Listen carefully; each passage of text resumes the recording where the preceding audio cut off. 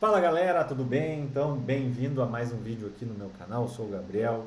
Espero que você esteja curtindo todos os outros vídeos que eu estou fazendo.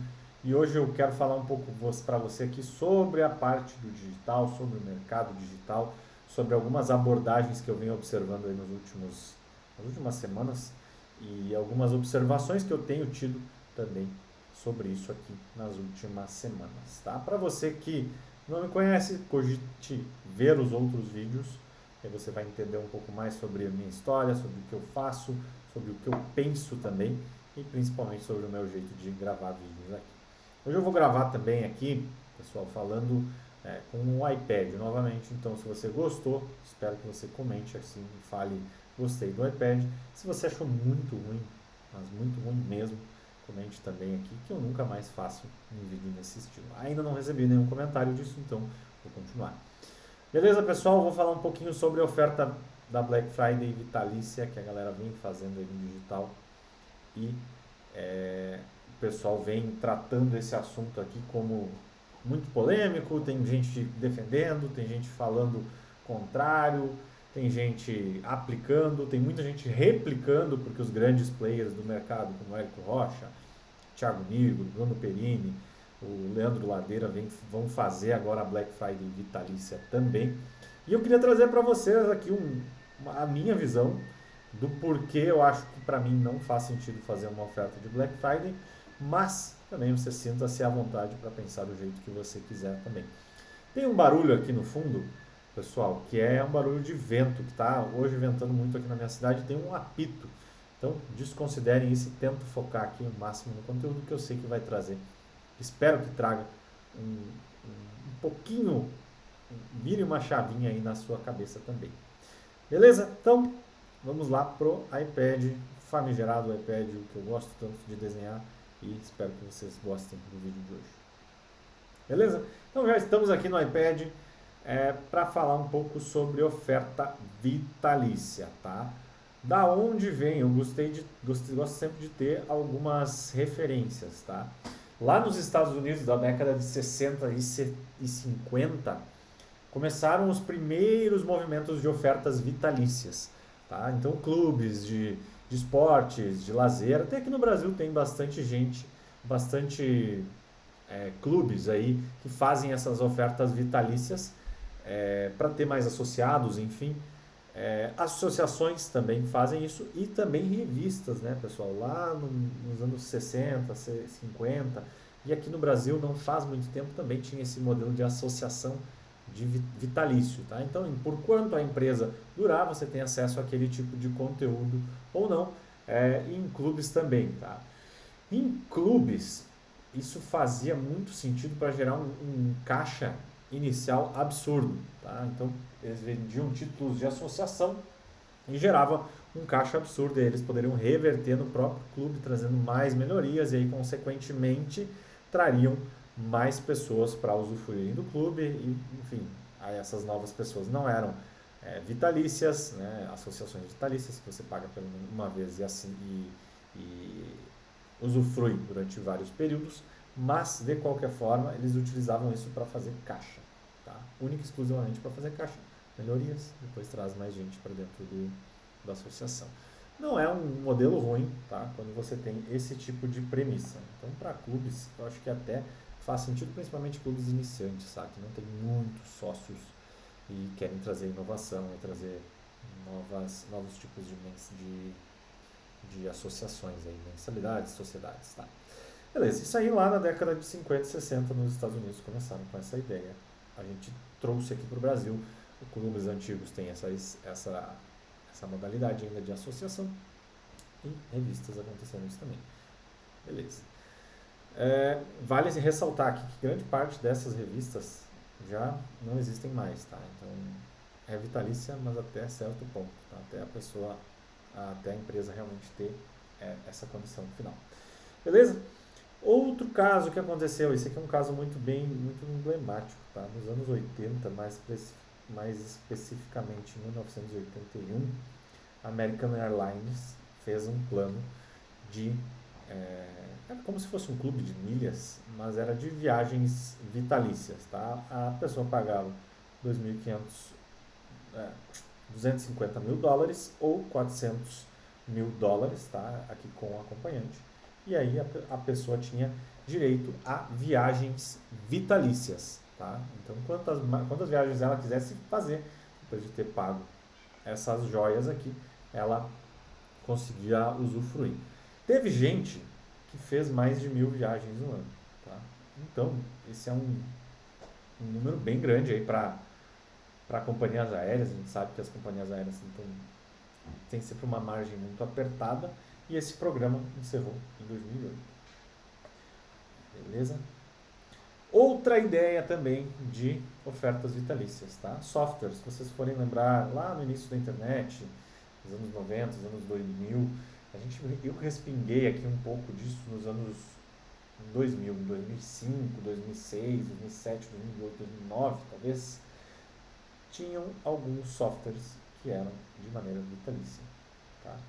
Esses softwares, a maioria deles migraram para SaaS, então acho que, se eu não me engano, até a própria Microsoft tinha algo nesse esquema aqui, e aí acabaram migrando para SaaS, beleza? Então, esses são alguns casos, pessoal, de ofertas vitalícias que eu acabei pesquisando aqui e quis trazer para vocês. Beleza. Trazendo aqui para o nosso contexto de mercado digital no Brasil. Qual que é a oferta vitalícia que está sendo veiculada nos últimos meses? Deixa eu trocar aqui a canetinha para outra coisa. Você vai pagar uma vez e você vai ter um acesso eterno.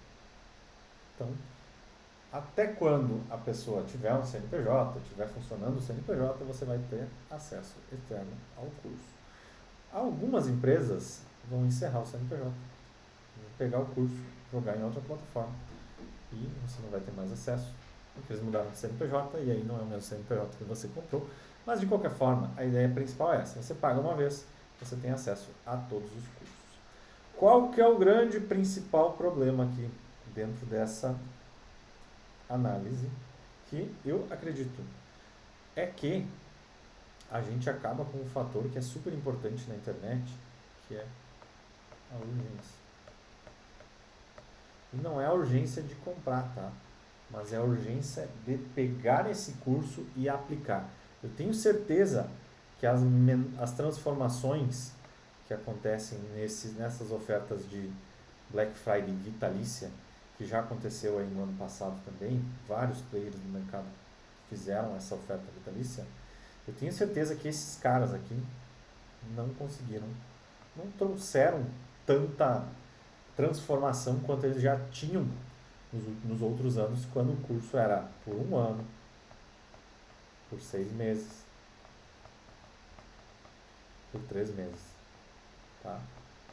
Então, eu acredito que o principal problema disso aqui não apareceu aqui, é exatamente o tempo de transformação. As pessoas não têm mais transformação. Por quê? Porque nós, como seres humanos, a gente tem a tendência a procrastinar. E essa procrastinação, quando a gente tem muita coisa para fazer, vários cursos, por exemplo, 10 cursos do mesmo expert, a tendência é a gente não ter, não acabar nenhum deles. E até sobre isso, eu trouxe aqui um gráfico, tá? Que é a frequência de conclusão, tá? Frequência de conclusão. Na verdade, não é frequência de conclusão, é só conclusão. Quanto mais tempo a gente tem para fazer uma tarefa, a tendência é a gente não fazer aquela tarefa, tá? Se a gente tem menos tempo, aqui é a probabilidade de conclusão, PC. Quanto mais tempo a gente tem, a probabilidade de conclusão que a gente tem tem a tendência a ir a zero.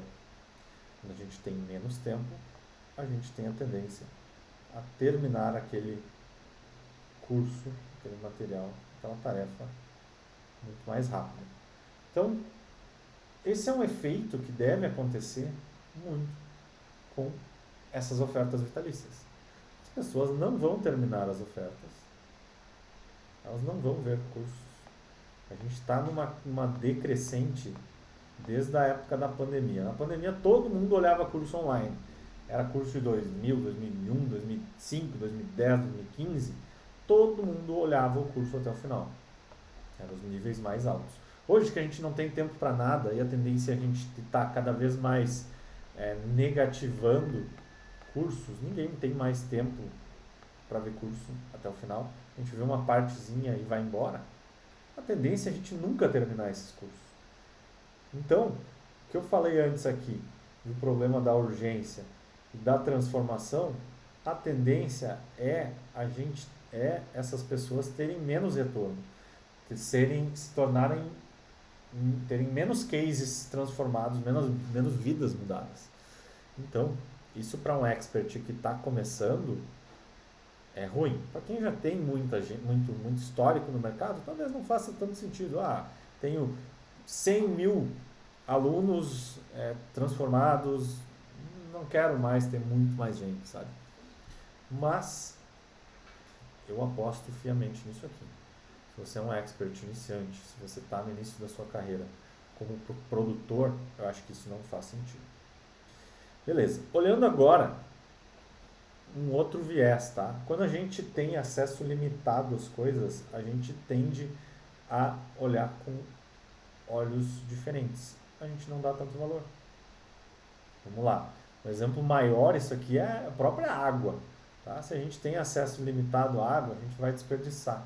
A gente vai lavar o carro com essa água, a gente vai limpar o que a gente quiser com água, vai esbanjar água, a gente vai ter a sensação de que aquilo é realmente finito e você não vai dar bola. Agora, fica aí uma semana sem ter água na sua casa. Qual o valor que você vai dar? Então, esse é outro ponto que eu acredito que faz sentido aqui, a gente refletir. A gente dá todo o acesso para o nosso cliente, para o nosso aluno. Será que ele vai dar valor para aquilo mesmo? Será que ele vai realmente ir até o final? Eu já falei para vocês que talvez não. Mas, acho que vale a reflexão aqui também.